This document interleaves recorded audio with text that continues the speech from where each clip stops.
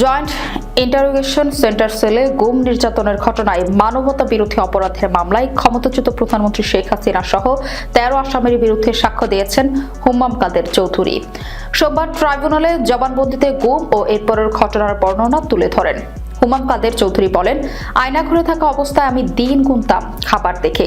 খাবারের জন্য রুটি আসলে বুঝতে পারতাম নতুন দিনের শুরু হয়েছে।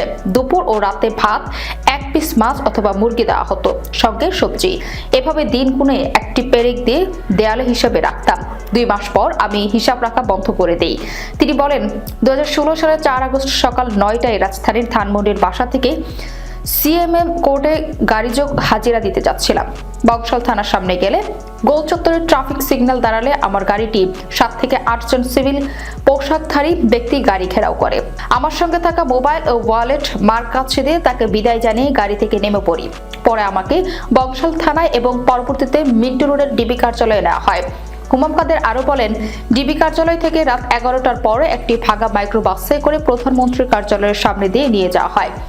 মাইক্রোবাসের ড্রাইভারের সঙ্গে একজন, আমার দুপাশে ২ জন ও পেছনে একজন বসা ছিল। এ সময় সামনে বসা লোকটি কান্না করছিল। তিনি আমার কাছে ক্ষমা চান। আমি বুঝতে পারি যে আমাকে এখন ক্রসফায়ার দেওয়া হবে। কিছুক্ষণ পরে আমাকে ব্লাইন্ড ফোল্ড করতে বলা হয়। পরে মহাখালী ফ্লাইওভার দিয়ে এয়ারপোর্টের রাস্তা দিয়ে নিয়ে যাওয়া হয়।